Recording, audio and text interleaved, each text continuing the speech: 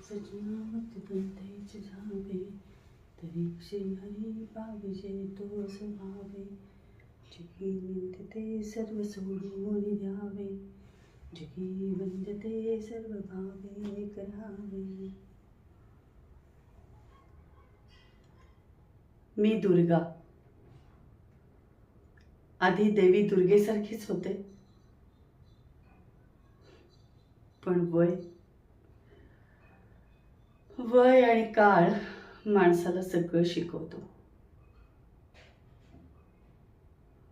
ताठा गेला,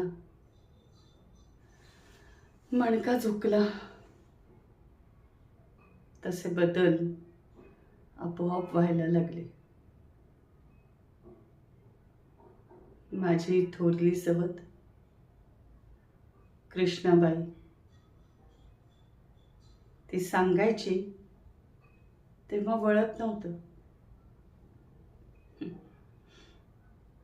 पण 50 उलटली आणि आपोआप सगळं उमगायला लागलं. आता पाण्याचा लोंढा आला की शेवाळ्या वाणी खाली झुकते, दबाव हटला की पुन्हा उभी राहते.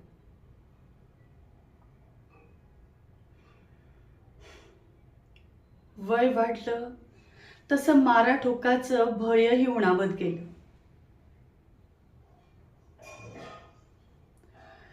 घटकाभर रडू येईल ना तर रडून घ्यायचं.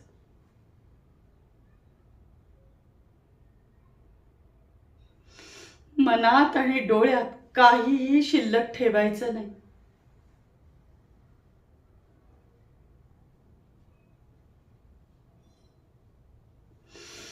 मक्कईच्या कणसाला जितकं मोल देतात ना तितकंही मोल आमचे यजमान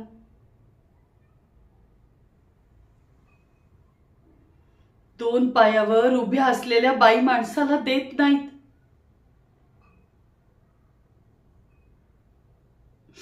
मग उत्साहानं जगायचं कसं?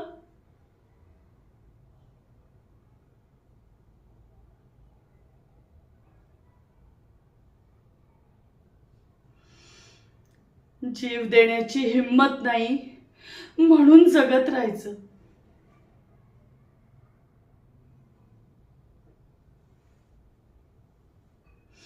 जातोय तो क्षण आपला.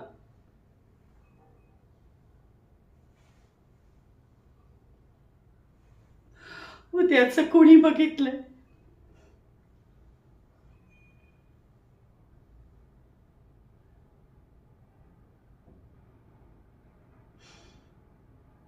माझ्या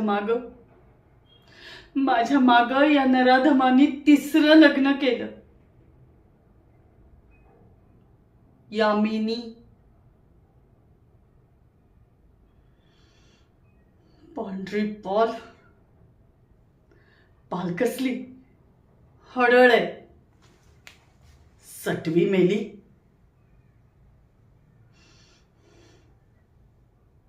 भुवई आणि मान कायम वरच.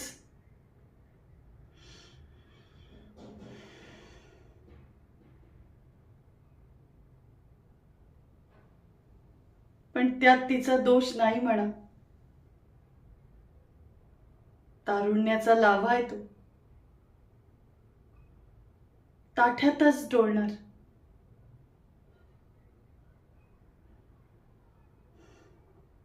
मी तिला सांगते की बाई, तारुण्य सरलं ना की तुझी अवस्था माझ्यासारखीच होईल. 28व्या वर्षी गंधर्व अंगातून पाय काढता घेतो. तिला सांगितलं, आज मी जात्यात आहे आणि तू सुपात आहेस. उद्या तूही जात्यात असशील. पण कळत नाहीये टवळीला.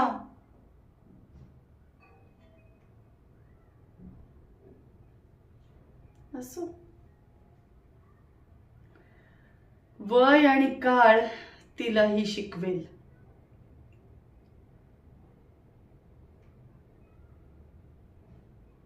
या पांढऱ्या पालीचा भाऊ दामू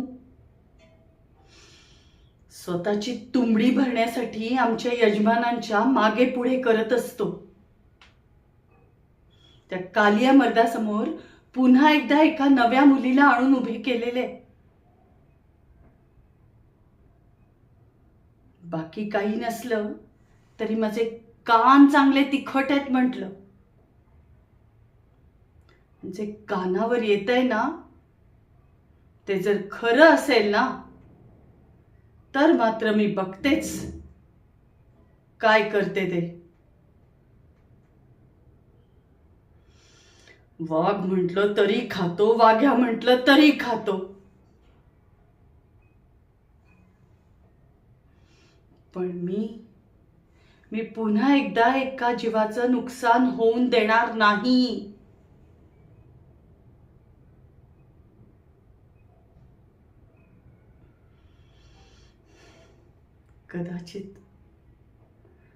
कदाचित याचसाठी